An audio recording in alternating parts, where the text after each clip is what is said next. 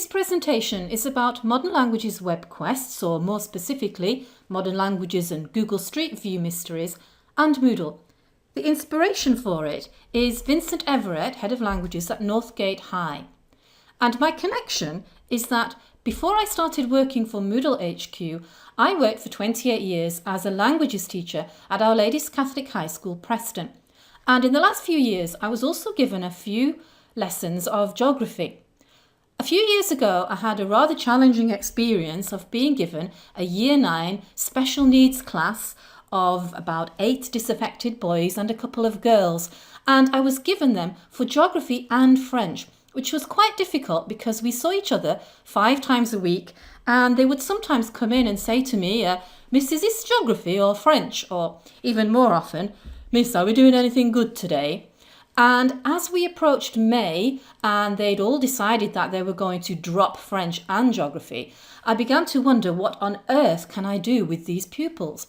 So I had the idea of trying to blend their geography and their French lessons together. And I took them into a computer room and I got them onto Google Maps and Google Street View.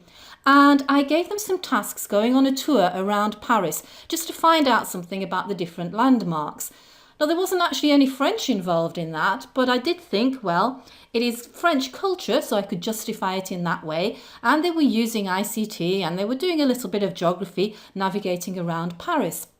But then I discovered by reading Vincent's blog that he'd actually taken this one step further and that he'd created what he called Street View mysteries, again targeted around about Year 9, depending on your topic and your level, in French, which is what I needed, using ICT, which is what they enjoyed, but most importantly, there was an element of adventure in them.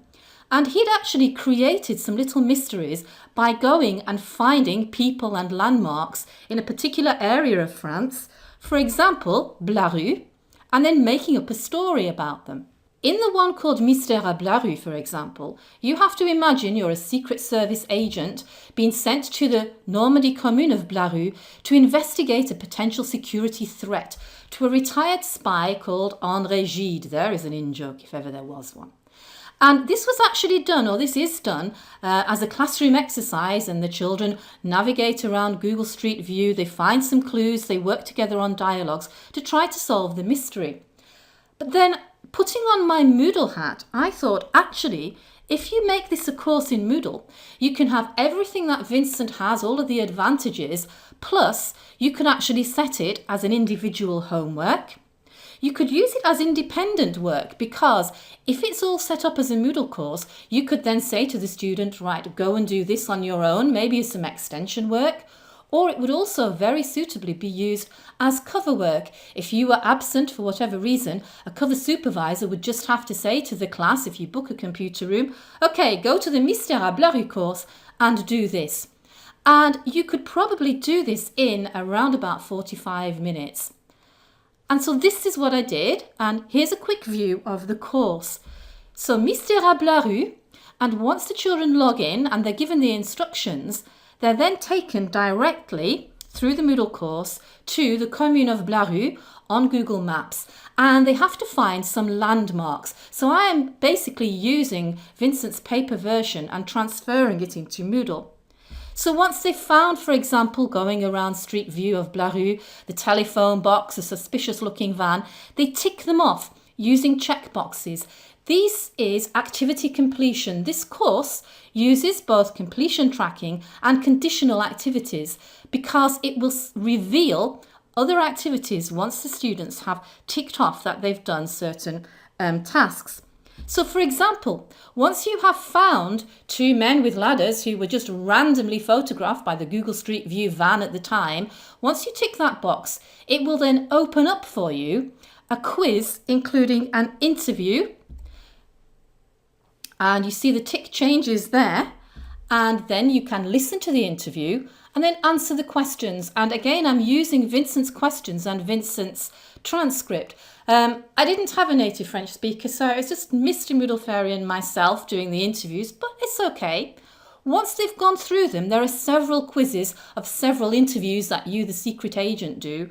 They're then provided with a transcript at the end of the quiz, so they can check anything that they didn't understand. And so the students work their way through the activity like this. Once they've gone through the quizzes, then there are other activities which are revealed based on them having completed the previous ones. And they magically appear. And finally, once they've followed all the trails, followed the clues, listened to the interviews and answered the questions, then they have to use a Moodle assignment to actually explain what their findings are. And so if you're interested in trying this, you can actually log in as a student and do the mystery on school.demo.moodle.net. It's called Mystère à Blaru, and you can download it for your own Moodle. If you don't have Moodle, or you'd rather do this as a classroom exercise where the students read the dialogues together themselves, then the original paper version is here on Vincent's blog.